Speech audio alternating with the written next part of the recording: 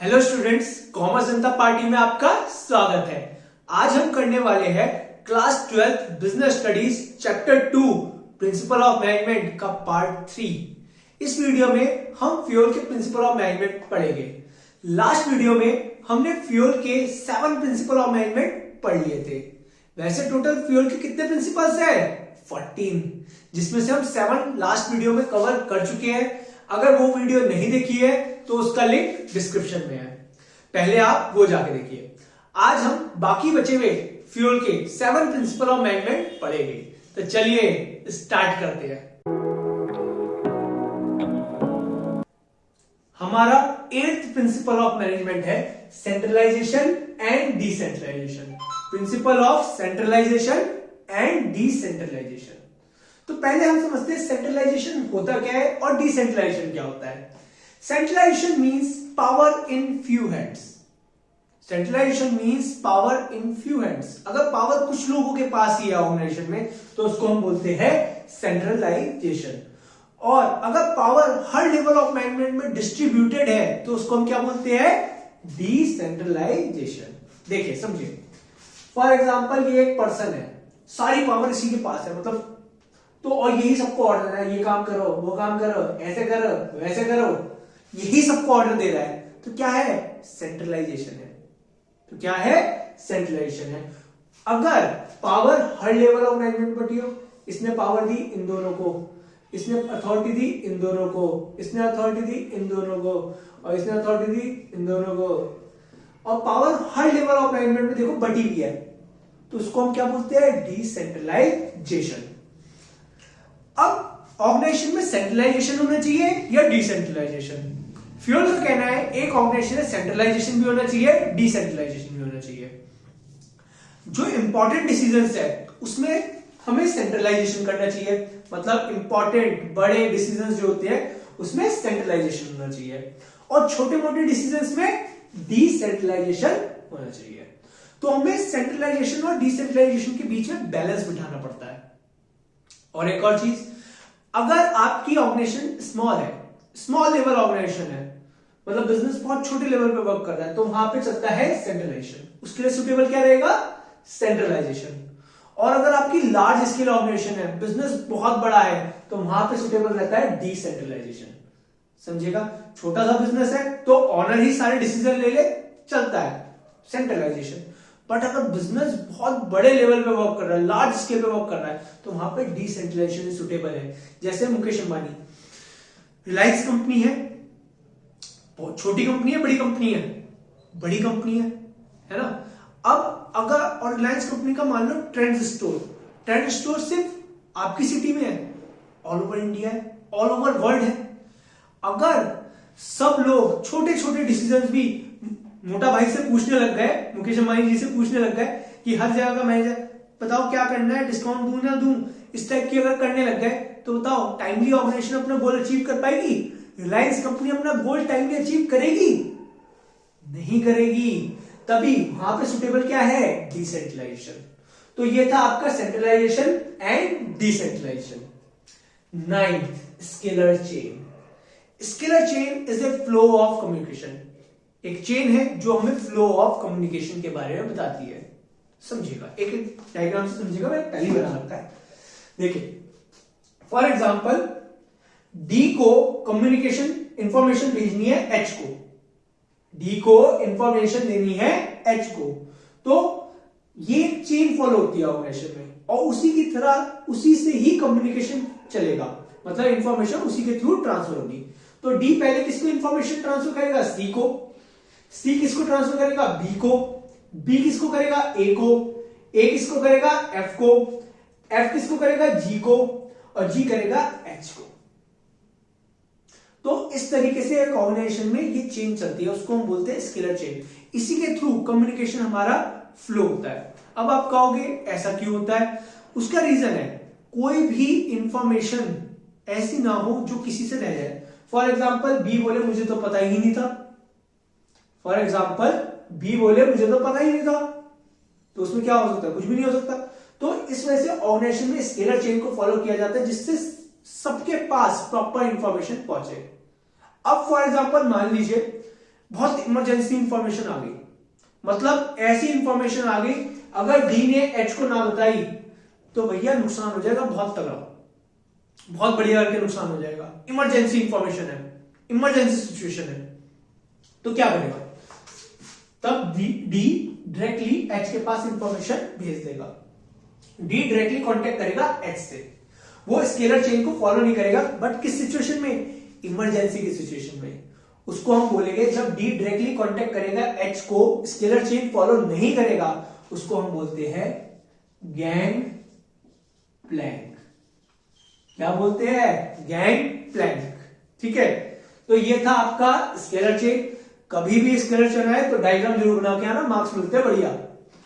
10th order, principle of order. अब order का नाम जैसे सुनते हैं हम, ऑर्डर वर्ड को सुनते हैं तो एक ही चीज आती है, हुक्म चलाना, ए तू ये कर, ए तू वो कर, बट ये वो वाला ऑर्डर नहीं है।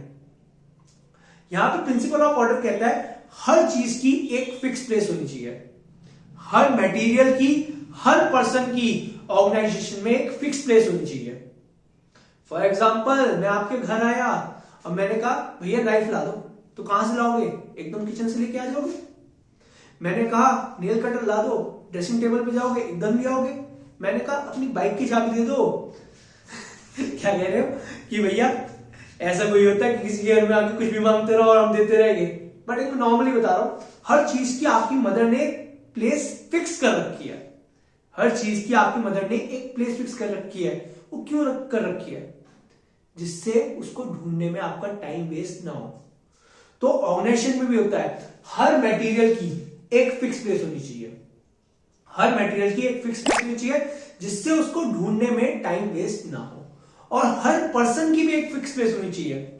फॉर एग्जाम्पल आपके प्रिंसिपल ने कहा कि जाके लाइब्रेरियन को बुला के लेके आओ, तो आप भागते हुए पहले कहां जाओगे, बताओ, लाइब्रेरी में। तो उसी तरह मटेरियल और पर्सन दोनों की एक फिक्स प्लेस होनी चाहिए ऑर्गेनाइजेशन में, जिससे क्या होता है, टाइम वेस्ट नहीं होता और वर्क कैसे चलता है, सिस्टमेटिकली। तो ये है आपका principle of order. 11th equity, principle of equity. Principle of equity कहता है इक्विटी लेके आओ ऑर्गेनाइजेशन में, एम्प्लॉयज के बीच में इक्विटी रखो, समझेगा। डिस्क्रिमिनेशन मत करो एम्प्लॉयज के बीच में, ना जेंडर के बेसिस पे, ना रिलीजन के बेसिस पे डिस्क्रिमिनेशन करो, ना कास्ट के बेसिस पे करो, ना रीजन के बेसिस पे डिस्क्रिमिनेशन करो। किसी भी बेसिस पे आप एम्प्लॉयज के साथ डिस्क्रिमिनेशन मत करो, भेदभाव मत करो। उससे क्या होगा, अगर आप डिस्क्रिमिनेशन करोगे तो एम्प्लॉय डीमोटिवेट हो जाएगा, और डीमोटिवेट हो जाएगा तो या तो ढंग से काम नहीं करेगा या छोड़ के चला जाएगा ऑर्गेनाइजेशन। तो अपनी ऑर्गेनाइजेशन में इक्विटी लेके आओ एम्प्लॉयज के बीच में, ना जेंडर, ना कास्ट, ना कोई रिलीजन के बेसिस पे डिस्क्रिमिनेशन मत करो। फॉर एग्जाम्पल मैं अपने किसी भी, मतलब on the basis of gender में अगर अपने स्टूडेंट के साथ डिस्क्रिमिनेशन करूंगा, फॉर एग्जाम्पल एक बॉय है, एक गर्ल है, अब मैं लड़के को तो बहुत अच्छे से समझाता हूं, और लड़की अरे तू क्या करेगी पढ़ के, जाके बर्तन मांज, अगर इस टाइप से करूंगा, ऐसी हरकतें करूंगा, तो बताओ सही है, बताइए आप, नहीं ना। तो क्या होगा, उस लड़की का मोरल डाउन होगा, भले ही उसमें बहुत कैलिबर होगा, वो बहुत बड़ा कुछ कर सकती है, लेकिन वो क्या कर पाएगी, नहीं।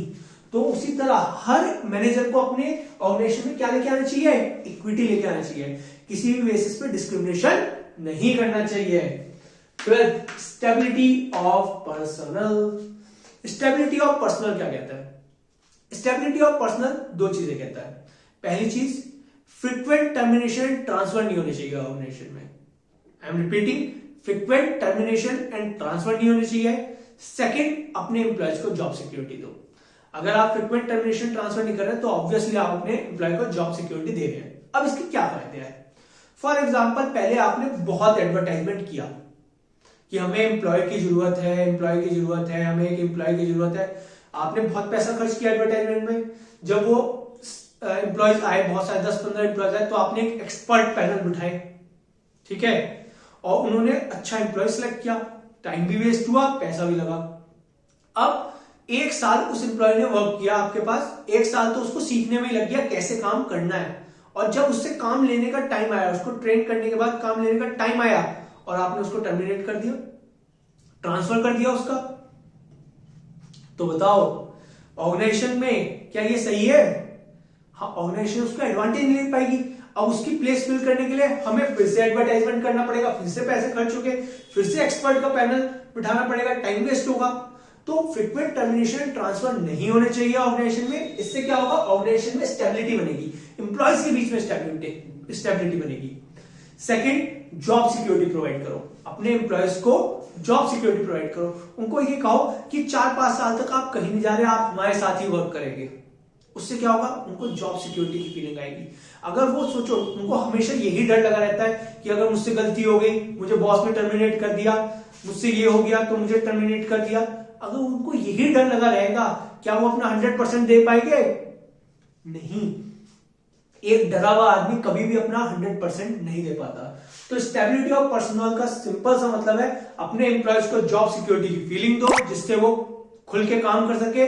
सेकंड, टर्मिनेशन और ट्रांसफर फ्रीक्वेंटली नहीं होने चाहिए, जिससे ऑर्गेनाइजेशन में स्टेबिलिटी बने। 13th, initiative, principle of initiative. समझेगा, अपने एम्प्लॉयज को, मैनेजर को अपॉर्चुनिटी देनी चाहिए कि वो एडवाइस करे, सजेशन करे, न्यू आइडियाज लेके आए। अपॉर्चुनिटी दो अपने एम्प्लॉयज को कि वो नए आइडिया आपसे आके डिस्कस करे, सजेशंस दे।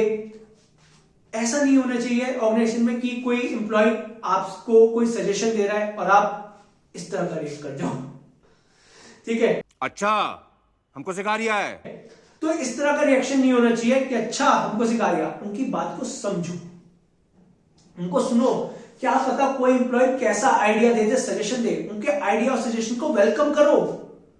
क्योंकि क्या, अगर आप उनके सजेशन और आइडिया को वेलकम करोगे तो एक तो मोटिवेटेड रहेंगे कि यार ऑर्गेनाइजेशन में मेरी सुनी जाती है, और दूसरी बात, क्या पता कोई एम्प्लॉय क्या आइडिया दे दे जिससे ऑर्गेनाइजेशन को बहुत ज्यादा प्रॉफिट हो जाए।